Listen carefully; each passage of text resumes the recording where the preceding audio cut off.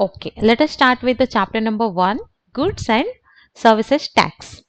So goods and services are like you use in day to day life, like तुम घर पे हो या फिर स्कूल पर या फिर प्ले ग्राउंड में, हर जगह ओके आप आपके पेरेंट्स कोई वर्क पे है तो हर जगह हम गुड्स एंड सर्विसेज का इस्तेमाल करते हैं. ठीक है. So in order to start with the chapter let us understand what are goods and what are services. Goods. So every kind of movable things. Movable things क्या है? The things which can be moved from one place to the other place. Okay. So every kind of movable things that can be held or touched. जिसको हम touch कर सकते हैं या फिर hold कर सकते हैं, तो उनको हम goods कहते हैं. What are goods?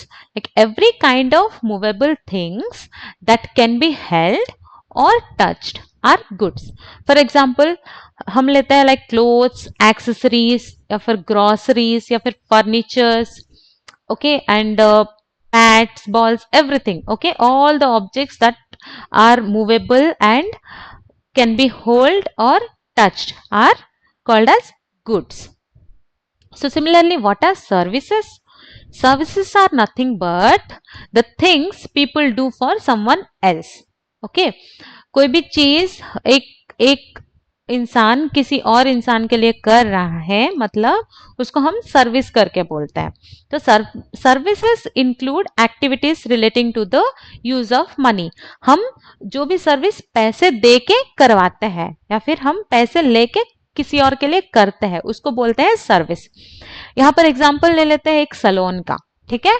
तो यहाँ पे एक आदमी हेयर कट करवा रहा है और यहाँ पे barber is cutting his hair. ठीक है. यहाँ पे जो भी सर्विस इसको मिल रहा है, okay, so barber is going to charge for that service. यहाँ पे बैंक में भी देख लो, बैंक के अंदर हम डिपॉजिट कर सकते हैं, कोई लोन ले सकते हैं या फिर कोई क्रेडिट कार्ड्स ले सकते हैं. बहुत सारे सर्विसेज बैंक प्रोवाइड करता है. ठीक है. सिमिलरली एक हेल्थ इंश्योरेंस या फिर कार इंश्योरेंस, एवरीथिंग, ओके, जहां पे कि हम कुछ पैसे दे के हमें इंश्योरेंस लेना पड़ता है, तो यहाँ पे एक सर्विस मिल रहा है. ठीक है. तो इन सारे चीजों को हम सर्विसेज करके बोलते हैं. I hope you understand what are goods and what are services. Now let us understand what is GST. So prior to 1st July 2017, okay, 1st July 2017 से पहले we had number of indirect taxes like VAT, service tax, excise, etc. तो हमारे पास ना बहुत सारे different kind of taxes थे. हम हर जगह जहां पे भी जाते हैं मतलब डिफरेंट काइंड ऑफ टैक्सेस लग जाता है हमारे बिल पे और हमें कुछ पता ही नहीं चलता था. ठीक है. हम एक स्टेट में कुछ अलग टैक्स चल रहा है, कोई दूसरा स्टेट में कुछ अलग ही टैक्स चल रहा है, तो हमें सब कुछ रूल्स एंड रेगुलेशंस पता नहीं था. ठीक है. अब आप like from 1st July 2017 onwards क्या हुआ कि वन नेशन वन टैक्स हो गया. ठीक है. हम एक ही देश में रहते हैं, एक ही टैक्स पे करेंगे. And it was the aim of the government in implementing GST. GST जो है वो हर जगह मतलब हर स्टेट में हम एक ही जीएसटी पे कर रहे हैं for each and every service and goods. Okay. So only a person or organization registered with GST number can charge and collect GST on sale or transfer of goods and services. यहाँ पे क्या हो गया? Only a person or organization registered with GST number. Person या फिर कोई एक organisation अगर उसका जीएसटी नंबर रजिस्टर करवाया है गवर्नमेंट के साइड से, then only he is eligible to collect the tax. Okay. तो वो कुछ भी बेच रहा है या फिर कुछ भी सप्लाई कर रहा है तो वहां पे जीएसटी वो ऑब्वियसली मांगेगा अगर उसके पास जीएसटी नंबर है. अगर जीएसटी नंबर नहीं है देन वी शुड नॉट पे एनी टैक्स. ओके. हम कोई रेस्टोरेंट पे जाते हैं या फिर सैलून पे जाते हैं, हमें जो बिल मिलता है वहां पर क्लियरली लिखा रहता है कितना % का जीएसटी लगा हुआ है. ओके. अगर आप लोग अपना बिल अगर 2000 का हुआ है और हम पे कर रहे 2200 इंक्लूडिंग जीएसटी, तो पहले चेक कर लेना कि जीएसटी नंबर वहां पे मेंशन है कि नहीं। अगर जीएसटी नंबर नहीं है तो उनको बोल देना भैया ये वाला बिल आप लेके इसको चेंज करके लाई है, क्योंकि यहाँ पे जीएसटी नंबर नहीं है और हम जीएसटी पे करने नहीं वाले हैं। ठीक है, तब वो लोग वो जीएसटी हटाकर दे देंगे हमको बिल। तो अब क्या हुआ, हम जितना पैसों का सर्विस लिए हैं या फिर गुड्स लिए हैं, फॉर सपोज 2000 का लिए, हम 2000 ही पे करेंगे। 2200 पे करने का कोई जरूरत नहीं है। कोई भी सर्विस का या फिर गुड का टैक्स नहीं भरना है अगर उसके पास जीएसटी नंबर नहीं है। ठीक है, अब देखते हैं what are the types of GST in India. तो टाइप्स ऑफ जीएसटी क्या है, एक जो जीएसटी है goods and services tax, okay, एक तो आ जाता है इंट्रा स्टेट एंड और एक आ जाता है inter state. Like intra state क्या है, intra state is nothing but supplies with in same state. अगर एक ही स्टेट के अंदर कुछ सप्लाईज चल रहा है, ओके, तो उसको हम इंट्रा स्टेट बोलते हैं। अगर supplies from one state to another state then it is called as interstate. Okay, so interstate का example क्या है, for suppose the supply is happening between Bhubaneswar to Puri. Okay, both are the cities of Odisha, okay, which is one state. Okay, within the state the supply is happening, means it is called as intrastate. यहाँ पर अगर interstate को आ गए तो हम supply किसके बीच कर रहे हैं, Bhubaneswar to Hyderabad, which is nothing but Bhubaneswar is the city of Odisha and Hyderabad is one of the city from Telangana. So both are different states. Okay, हमारा एक स्टेट से और एक स्टेट को सप्लाई या फिर ट्रांसफर चल रहा है यहाँ पे, तो इसको हम इंटर स्टेट बोलते हैं। तो इंटर स्टेट इंटर स्टेट अगर याद नहीं रह रहा है तो मैं और एक एग्जाम्पल देती हूँ। इंटर सिटी करके नाम सुना होगा आप लोगों ने, intercity express, sorry intercity train जो होता है, ठीक है, एक सिटी से और एक सिटी को कनेक्ट करने के लिए मतलब वो ट्रेन चलता है। ठीक है, तो in that case you can understand like interstate मतलब इसको समझ ले इंटरसिटी, एक सिटी से और एक सिटी, लाइक इंटरस्टेट मतलब एक स्टेट से और एक स्टेट अगर सप्लाई हो रहा है। इंट्रास्टेट मतलब within the same state. Okay, तो यहाँ पे आ गया, अगर इंट्रा स्टेट है तो हमारा 2 टाइप ऑफ जीएसटी लगेंगे, एक है सीजीएसटी और एक एसजीएसटी, एसजीएसटी या फिर यूजीएसटी। CGST is nothing but central goods and services tax, okay, whereas SGST is nothing but state goods and services tax. State wise ले सकता है या फिर यूनियन टेरिटरी के हिसाब से भी ले सकता है, कोई भी एक ही जाएगा। अगर स्टेट के अंदर है तो state goods and services tax के अंदर जाएगा। अगर यूनियन टेरिटरी में अगर सप्लाई चल रहा है तो union territory goods and services tax के अंदर जाएगा। तो जो भी जीएसटी लगेगा, ओके, वो 2 पार्ट्स में डिवाइड होगा, हाफ जाएगा सेंट्रल को और हाफ जाएगा स्टेट को। लेकिन हम अगर इंटर स्टेट के बारे में बात करते हैं तो इसका एक ही टैक्स है जो कि है IGST, integrated goods and services tax. ठीक है, इंटीग्रेट जो भी हमारा जीएसटी लगेगा उसका डायरेक्ट अमाउंट जाएगा आईजीएसटी को। अगेन ये जाएगा पूरा सेंट्रल को ही। ठीक है, again may be based on their rules and regulations वो सेंट्रल का जो भी अमाउंट जो भी टैक्स भरे होंगे हम वो फिर स्टेट को जाएगा, that is a different story, वो हमारे सिलेबस में कुछ है नहीं, तो let us ignore that. For now only understand that GST 2 types का होता है, एक होता है इंटरस्टेट के लिए और एक इंट्रास्टेट के लिए। ठीक है, इंटरस्टेट एंड इंट्रास्टेट। इंट्रास्टेट मतलब within the same state, okay, जो कि टू टाइप्स में डिवाइड होता है। Again one is central GST and another is state GST, whereas interstate में एक ही जीएसटी है, इंटीग्रेटेड जीएसटी। ठीक है, यहां पे देखना, ओके, सीजीएसटी मतलब central goods and services tax, SGST मतलब state goods and services tax, and union territory goods and services tax, and IGST मतलब integrated goods and services tax. यहाँ पे हम समझते हैं इंट्रास्टेट में जीएसटी कैसे काम करता है। इंट्रास्टेट मतलब सेम स्टेट, जीएसटी अगर 18% के लिए है कोई भी गुड्स एंड सर्विसेज के लिए, तो उसका 18% को मतलब डिवाइड करेंगे, हाफ जाएगा सेंट्रल गवर्नमेंट को, सेंट्रल जीएसटी, एंड हाफ जाएगा स्टेट गवर्नमेंट को विच इज स्टेट जीएसटी। तो जीएसटी का हाफ कर दिया, तो यहाँ पे 18% का अगर हाफ कर दिया तो सीजीएसटी कितना हो गया 9%, और एसजीएसटी भी सेम आएगा 9%। यहाँ पे इंट्रा स्टेट के लिए हमें कोई आईजीएसटी पे नहीं करना है, ठीक है, कोई जरूरत नहीं है। Whereas in interstate, ओके, अगर जीएसटी 18% का लागू है तो यहाँ पे हमें कोई सीजीएसटी या फिर एसजीएसटी नहीं देना है, ओके, नील है, क्योंकि हम कोई सीजीएसटी या फिर एसजीएसटी टैक्स पे नहीं करने वाले हैं। बिकॉज इंटरस्टेट मतलब एक स्टेट से और एक स्टेट को सप्लाई हो रहा है, which is being considered as integrated GST.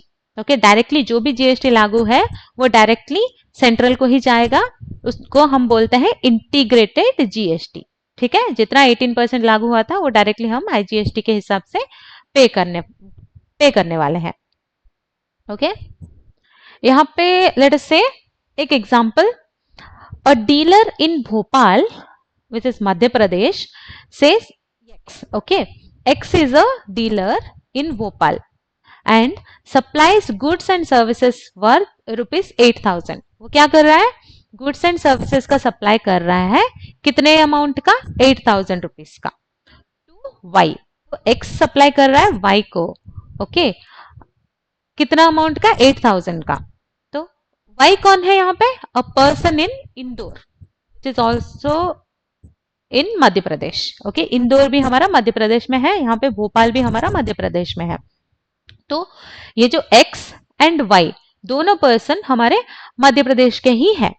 तो if the rates of GST is 28%, ठीक है, द रेट ऑफ जीएसटी क्या हो गया, 28% लागू हुआ है, then find its central GST, state GST and integrated GST. तो हम कैसे फाइंड आउट करने वाले हैं, पहले तो हमें समझना चाहिए कि मतलब ये कहां से कहां तक ट्रांजैक्शन हो रहा है या फिर सप्लाई हो रहा है। तो मध्य प्रदेश से Madhya Pradesh within the same state, so इसका क्या रहेगा, इसको क्या बोलते हैं हम, इंट्रा स्टेट सप्लाई, ठीक है। तो इंट्रा स्टेट सप्लाई मतलब एक्स जो है वो भोपाल से सप्लाई कर रहा है to the person who is staying in Indore, okay, Y है इंदौर में जिसको वो 8,000 रुपीज का गुड्स एंड सर्विसेज प्रोवाइड कर रहा है। यहाँ पे जीएसटी लगने वाला है 28%। तो अगर ये इंट्रा सर्विस है तो हमारा 2 टाइप ऑफ जीएसटी आएंगे, एक आएगा सीजीएसटी, एक आएगा एसजीएसटी। तो half of the GST amount जाएगा सेंट्रल को और half of the GST amount जाएगा स्टेट को, ओके। इंटीग्रेटेड जीएसटी यहाँ पे अप्लीकेबल नहीं है क्योंकि यह है इंट्रा स्टेट सप्लाई। तो लेट अस सी कैसे हम इसको आंसर कर पाएंगे। As the goods and services are supplied within the same state, वो सेम स्टेट क्या है, Madhya Pradesh, it is a case of intrastate supply, ठीक है, यह है इंट्रास्टेट सप्लाई का case. So the tax will be shared equally by central government and state government, okay. तो अब क्या करने वाले हम, जितना भी 28% का जीएसटी है उसका हाफ दे देंगे सीजीएसटी को एंड और हाफ दे देंगे एसजीएसटी को। तो कैसे जाएगा, since GST rate equal to 28%, CGST is nothing but half of the GST, which is 28% का half कितना हो गया 14%, and SGST also same half of the GST which is 14%। यहाँ पे हम क्या समझ रहे हैं, जो भी SGST है is equal to CGST, ठीक है, दोनों सेम ही है, इक्वल रहेगा अमाउंट और दोनों मिला के हम जीएसटी की तरह पे कर रहे हैं। Let us see for the first point CGST कैसे कैलकुलेट करेंगे। तो ये हो गया हमारा जो परसेंटेज आया है वो सीजीएसटी का परसेंटेज 14%। तो इसको हम अगर अमाउंट में कन्वर्ट करते तो कितना पे करना पड़ेगा, 14% ऑफ 8,000 रुपीज। तो 14% ऑफ 8,000 रुपीज मतलब 14%। अगर तुमको परसेंटाइल सिंबल कहीं पे भी दिख गया तो उसको डाल देना 14 divided by 100, okay. Percentile symbol दिख गया मतलब उसको डाल देना डिवाइडेड बाय 100। यहाँ पे हो गया 14%, ये हो गया 14% ऑफ व्हाट, ऑफ दिखा तो मल्टीप्लाई कर देना, ठीक है, ऑफ 8,000, ठीक है, 14% ऑफ 8000, 14 डिवाइडेड बाय 100 इंटू 8000, जो कितना आ जाएगा, तो ये दोनों 0 0 कैंसिल हो जाएंगे, फिर 80 इंटू 14 कितना आएगा, 1120 रुपीज। ठीक है, तो यहाँ पे CGST central goods and services tax हो गया 1120 रुपीज। ठीक है, फर्स्ट वाला पॉइंट का हमें आंसर मिल गया 1120 रुपीज। नेक्स्ट SGST क्या है, SGST is nothing but equal to the CGST। Okay, हमारा फिर से कैलकुलेट करने का कोई मतलब नहीं बनता है, फिर से 14% ऑफ 8000 ही आएगा, क्योंकि SGST भी सेम 14% है, तो SGST equal to CGST equal to same 1120 rupees डाल दिया है हमने। ठीक है, फिर नेक्स्ट थर्ड पॉइंट में क्या है, integrated goods and services tax. as this is a intra-state supply, we do not have any integrated goods and services tax, so we will keep it as okay. so ये हो गया हमारा answer for the question. ठीक है, let us see another example. okay, a dealer, sorry, A is a dealer in Bhopal. ठीक है, again Bhopal कहां से आता है, मध्य प्रदेश से आता है, मध्य प्रदेश के अंडर आता है, तो मध्य प्रदेश में भोपाल में एक डीलर है जिसको हम A करके मानते हैं। ठीक है, he supplies goods and services worth 8000। Okay, वो सप्लाई कर रहा है goods and services of worth कितना वर्थ का है, 8000 रुपीज का है, टू B। सो B को B को सप्लाई कर रहा है। ही कहां पर है, वो he is in Agra, which is in the state of UP.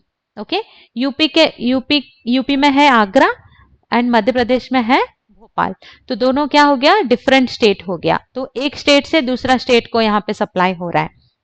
If the rate of GST is 28%, then find the tax levied under CGST, SGST and IGST। तो हम कितना टैक्स भर रहे हैं, अगर GST टोटल लागू हुआ है 28% on this supply, okay, same 8000 का सप्लाई चल रहा है, अगर GST 28% है, तो ये सेंट्रल गवर्नमेंट को कितना जाएगा, स्टेट गवर्नमेंट को कितना जाएगा, इंटीग्रेटेड GST के हिसाब से कितना जाएगा। पहले हम समझ रहे हैं कि एक स्टेट से और एक स्टेट को जा रहे हैं, मतलब ये हो गया inter state supply, right, inter state supply, एक स्टेट से और एक स्टेट अगर जा रहा है।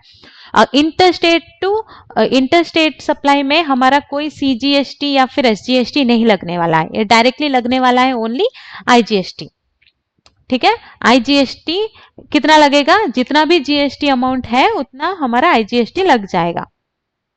तो I hope you can understand this. Okay, let us see how to answer.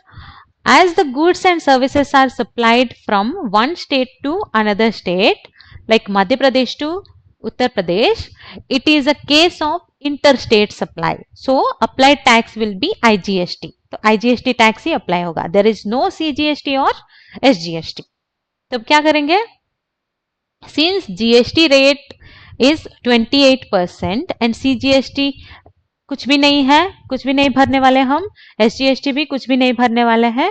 ठीक है, नील नील रख देंगे। अब IGST कितना होगा, is equal to the GST which is nothing but 28%। Total GST जो है वो IGST के हिसाब से सेंट्रल को जाएगा।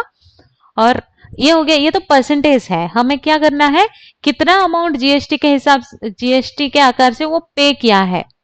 ठीक है, B अगर A B को सप्लाई कर रहा है, मतलब B A को 8000 का वर्थ का उसमें GST मिला के अमाउंट ट्रांसफर करने वाला है टू A।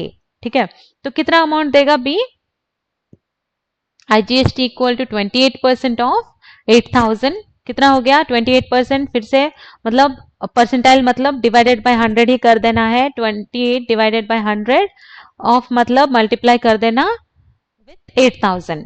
ओके, जितना अमाउंट है, क्या हो गया 28 डिवाइडेड बाय 100 इंटू 8000 विथ दो जीरोस कैंसिल हो गया, फिर 80 into 28 which will result us 2240 rupees.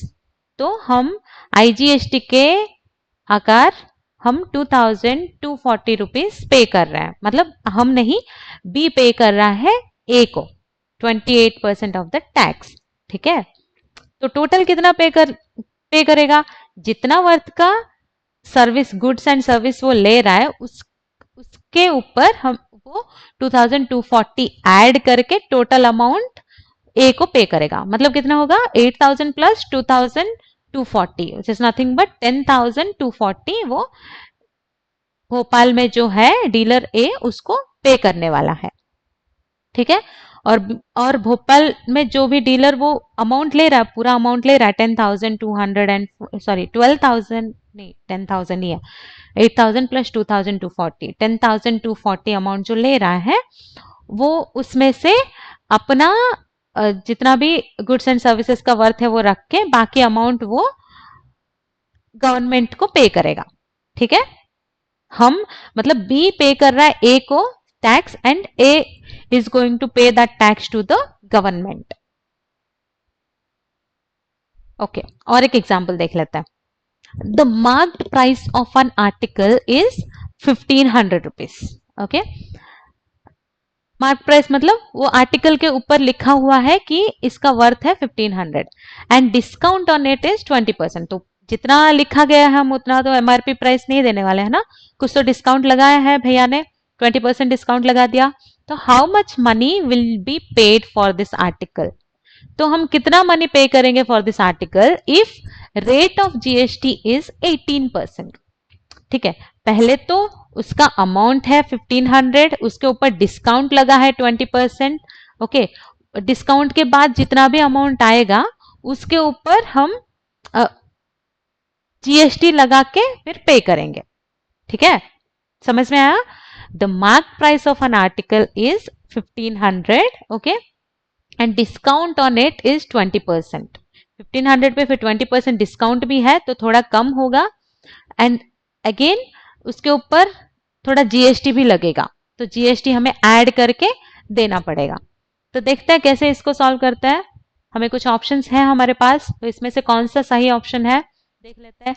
The mark price of the article is 1500 and discount on the article is 20%।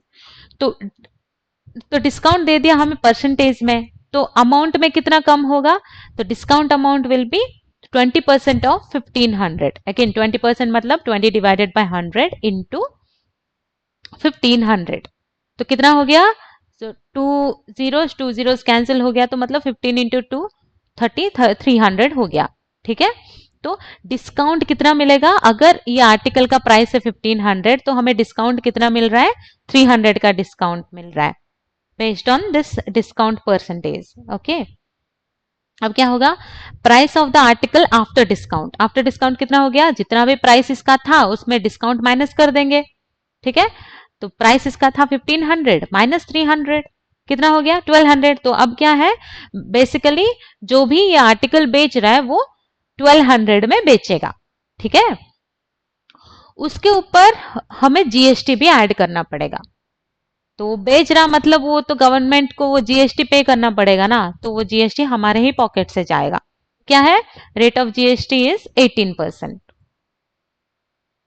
GST on the article 18% of price of the article after discount. So obviously हम discount के बाद जितना आएगा उतने में ही देंगे उसको, मतलब वो मार्क प्राइस जो भी एमआरपी प्राइस है उसके हिसाब से हम जीएसटी देंगे तो और भी ज्यादा हो जाएगा ना।